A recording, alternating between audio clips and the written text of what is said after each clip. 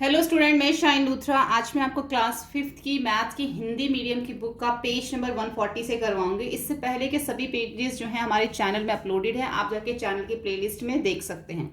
आज हम करते हैं पेज नंबर 140, अभ्यास का समय और मिलान करो। अब हमें यहाँ पे कुछ प्रैक्टिस टाइम हो गया और हमें यहाँ पे कुछ मैचिंग जो है मिलान करने हैं। हर पीले बॉक्स को एक हरे बॉक्स, ये जो पीला है इसको हरे से मिलाना है और हरे को इस गुलाबी से मिलाना है। ठीक है, तो पहले लिखा हो यहाँ पे 1/2 रुपये। 1/2 रुपये कितने पैसे के बराबर है, हमें वो इसके अंदर मिलान करना है। 1/2 रुपये का मतलब होता है 1 रुपये का आधा। अब 1 रुपये के अंदर जो है 1 रुपये में कितने पैसे होते हैं, 100 पैसे होते हैं। तो जो इसका आधा होगा उसमें कितने होंगे, 1/2 गुणा में 100, तो 2 एकम 2, 2 पंजे 10, 50, यानी कि उसमें 50 पैसे होंगे। तो इसलिए इसका मिलान इसके साथ हो गया। ऐसे 1/2 को अगर हम 100 से करेंगे तो 1/10 का क्या मतलब, वो कितने पैसे के बराबर है। रुपये का जो 1/10 होता है वो कितने पैसे के बराबर है, 0 से 0 कट जाएगा, बचेगा 10, तो वो 10 पैसे के बराबर है। 5/100 रुपये, 1 रुपये के अंदर जो 5/100 होता है वो कितने रुपए के बराबर है, इसको भी हम 100 से कर लेंगे। 100 से 100 कट जाएगा तो कितने बचेंगे, 5 रुपये, सॉरी 5 पैसे। तो ये 5 पैसे के बराबर हो गएगा, यानी कि 1 रुपये का 5/100 जो होता है वो 5 पैसे होता है। ऐसे ही 1 रुपये का 3/4 कितना होता है, इसको भी हम 100 से कर लेंगे। 4 एकम 4, 4 दूनी 8 और 4 पंजे 20, 20 को 25 आ गया, 25 को 3 से गुणा करेंगे 75, यानी कि 1 रुपये का जो 3/4 है वो 75 पैसे के बराबर होता है। और 99/100, अब ये कितने के बराबर है, इसको भी 100 से गुणा कर लेंगे, 100 से 100 कट जाएगा, तो 1 रुपये का जो 99/100 होता है वो 99 पैसे के बराबर है। इसको इसके साथ मैच कर देंगे। ऐसे 1/4, अब 1 रुपये का 1/4 कितना होता है, 100, तो इसको भी, ये भी हमारा कितना आ जाएगा, 4 दूनी 8 और 4 पंजे 20, 25, 25 को 1 से गुणा करेंगे 25, तो 1 रुपये का जो 1/4 होता है वो होता है 25 पैसे। अब हमने पीले बॉक्स को हरे से मैच कर दिया, अब हरे को हम गुलाबी से मैच करेंगे। अब ये हमारे पास पैसे में लिखा हुआ आ गया। अब इन्हीं पैसों को हमने रुपयों में लिखना है। तो जब हमें पैसों को रुपये में लिखना होता है तो हम इस तरीके से लिखते हैं। सबसे पहले देखो, हम 5 पैसे लिखते हैं। 5 पैसे को रुपये में कैसे लिखेंगे, 0.05 रुपये। अगर मैं ऊपर 5 लिखती हूँ और नीचे 100 लिखती हूँ, क्योंकि 1 रुपये में 100 पैसे होते हैं, तो ये जो 2 0 नीचे हैं तो ऊपर भी ये 2 0 हटाने के लिए हमें ऊपर 2 संख्याओं के बाद जो है दशमलव लगाना पड़ेगा। हमारे पास एक संख्या है, 0 लगा के हम 2 संख्या बना लेंगे और दशमलव लग जाएगा। दशमलव से पहले भी एक 0 हमें लगानी पड़ती है, तो क्या बन गया ये 0.05। ऐसे ही हमें सारे करने हैं। अब 25 पैसे 0.25 के बराबर है, 99 0.99 के। ऐसे जो हैं सारे इसके 50 0.50, 75 0.75 और 10 0.10 रुपये में आ जाएगा। ठीक है, अब यहाँ पे रंग बिरंगे डिजाइन दे रखे हैं। इस कागज का कितना भाग नीला है, इस कागज का कितना भाग हरा है, और कौन सा इस कागज का 0.2 भाग ढकता है। अब इसके अंदर देखो कितनी जो है इसमें हमें लाइनें दी गई हैं, 1 2 3 4 5 6 7 8 9 10, टोटल जो है इसमें 10 लाइनें हैं। ठीक है, टोटल इसमें 10 हैं। 10 में से जो एक है वो कौन सी है, नीली है। तो नीचे से हम एक 0 हटा देंगे और ऊपर की जो एक संख्या हमारी लिखी उससे पहले हमारा एक, ये नीचे से 0 हट जाएगी और ऊपर हमारा दशमलव लग जाएगा, यानी कि 0.1 भाग जो है वो हमारा नीला है। ऐसे ही इस कागज का कितना भाग जो है वो हरा है। इसमें कितनी पट्टियां देखो, 1 2 3। अब आप जो ये लिखा ना कितना भाग नीला है कितना भाग हरा है, आप इसको बटा में भी लिख सकते हो कि 10 में से एक नीला है तो 1/10, ये टोटल 10 है, 10 में से 3 हरा है तो 3/10 जो है वो हरा भाग है। और कौन सा भाग जो है 0.2 भाग ढका हुआ, 0.2 का होगा 2/10। इसका मतलब ये होगा, यानी कि इसके अंदर ऐसी कौन सी हैं दो जो पीली, अब इसके अंदर देखो 2 पीली है लाइनें और तो कोई नहीं है, नीली 1 है, हरी 3 है, लाल आधी है और एक पूरी है, काली भी आधी है, सफ़ेद भी एक जगह ऐसी है। तो जो पूरी लाइनें हैं वो पीली हैं, तो पीला वाला जो भाग है वो 0.2 भाग ढका हुआ है, जिसको हम 2/10 भाग भी कह सकते हैं। ठीक है, अरे नीले रंग की पट्टी कागज में 0.1 हिस्सा है। जैसे कि मैंने आपको बताया, नीचे से एक जीरो हटा दो और ऊपर एक संख्या के बाद दशमलव लग जाएगा तो वो 0.1 बन जाएगा। आप चाहे 1/10 बोलो चाहे 0.1 बोलो, एक ही बात है। चाहे इसको 0.2 बोलो या 2/10 बोलो, चाहे आपको 0.3 बोलो या 3/10 बोलो, एक ही बात है इसमें, ठीक है। अब दूसरे कागज को देखो। अब दूसरा कागज कौन सा है, ये नीचे दे रखा है। हर पट्टी 10 बराबर खानों में बांटी गई है। हर एक पट्टी देखो, एक पट्टी में 1 2 3 4 5 6 7 8 9 10, सब में 10 10 10 कर दिए। कुल मिलाकर कितने खाने हो गए? अगर एक में 10 हैं तो टोटल ये 10 थी। 1 2 3 4 5 6 7 8 9 10, तो 10 गुणा 10 कितने हो गए? टोटल 100 खाने हो गए। क्या हर खाना कागज का 1/100 भाग है? बिल्कुल, हर एक खाना, चाहे वो कोई भी खाना ले लो, सारा मिलाकर 100 है। कोई एक खाना लोगे तो 1/100 ही हो जाएगा ना। कोई भी खाना ले लो। कितने नीले खाने? कितने नीले खाने? 1 2 3 4 5 6 7 8 9 10, 10 खाने नीले हैं। तो क्या नीला हिस्सा 10/100 है? अब जो नीला हिस्सा है वो पूरा तो टोटल मिला के 100 है और ये नीले वाले 10 हैं, तो क्या ये 10/100 है? हाँ, ये 10/100 है। हमने देखा कि नीला हिस्सा कागज के 1/10 हिस्से के बराबर है। हमने उसे कागज का 0.1 भाग लिखा।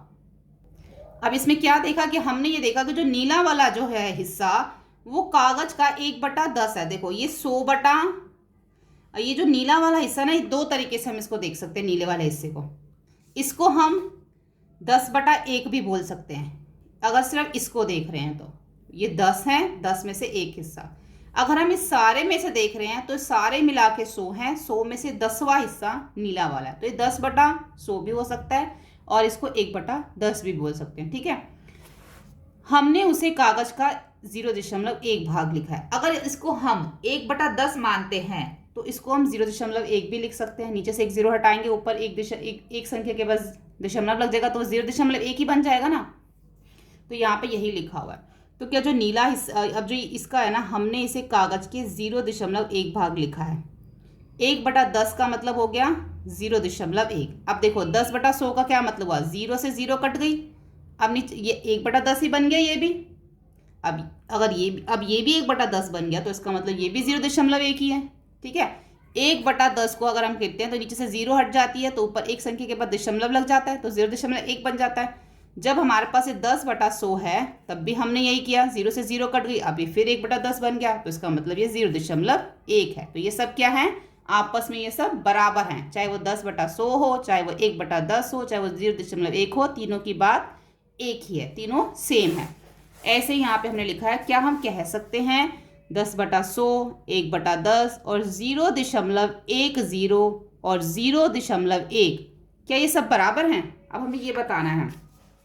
यहाँ तक तो हमें समझ आया था। देखो अब जो 10/100 है वो 1/10 के बराबर है। पहले इन दोनों को देखो, क्योंकि 0 से 0 कट जाएगी तो 1/10 बन गया ये, ठीक है। ये इसके बराबर, ये हमें समझ आ गया। अब जो 10/100 है, 10/100 0.10 के बराबर है। 10/100। अब नीचे से अगर हम ऐसे करें, नीचे से 2 0 हटाकर ऊपर दो संख्या के बाद अगर दशमलव लगा के 0 लगा दें तो ये 0.10 बन जाएगा।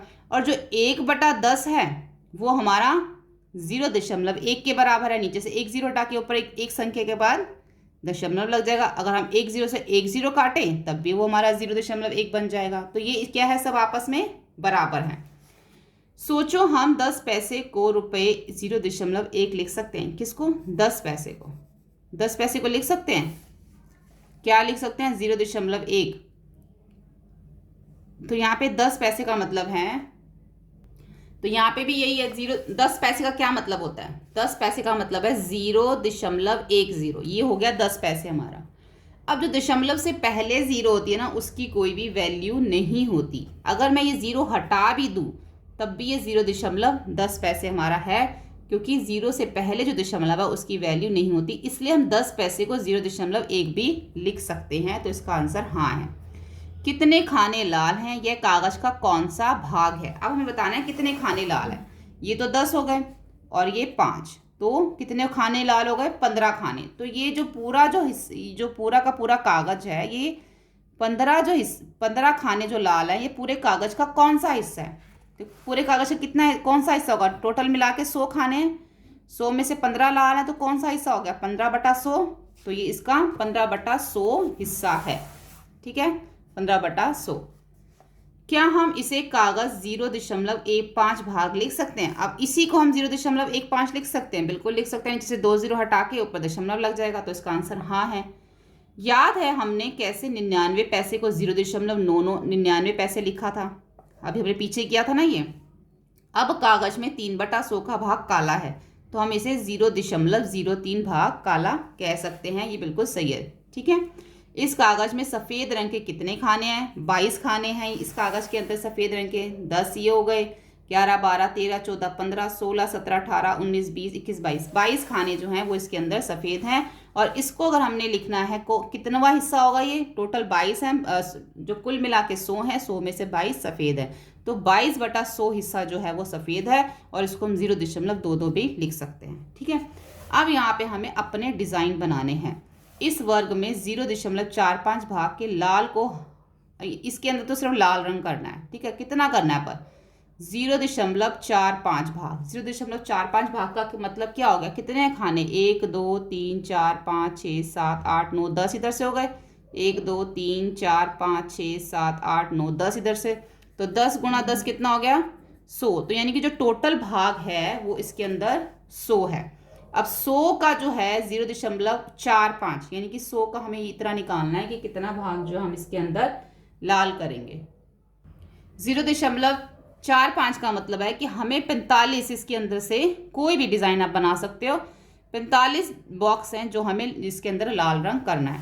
ऐसे ही इसके अंदर 4 रंगों का उपयोग करना है। इसके अंदर हर रंग में इस वर्ग का 0.05 भाग ढकना है, यानी कि 5 इधर से, 5 इधर से, 5 इधर से और 5 इधर से, और चारों में जो है अलग अलग रंग करना है। ठीक है, अब देखो यहाँ पे खेल दिवस दे रखा है। मल्लमपुरम के स्कूल का खेल दिवस हुआ था। लंबी कूद से पहले 5 बच्चे, यहाँ पे 5 बच्चों के नाम दे रखे हैं जिन्होंने इतनी इतनी ऊंची जो है जो खेल में इन्होंने कूदे थे। जैसे टीना 0.50 मीटर कूदी थी, मीना इतना, रहना, अनु, ये सब हो गए। अब टीना ने 3.50 मीटर की कूद लगाई, और जो कि 3 मीटर और 50 सेंटीमीटर है। 3.50 का मतलब होता है 3 मीटर और 50 सेंटीमीटर, क्योंकि ये इकट्ठा लिखा हुआ है। अब अनु ने कितनी लंबी कूद लगाई? अनु ने कितनी लगाई? 3 मीटर और यहाँ पे 0.5 मीटर।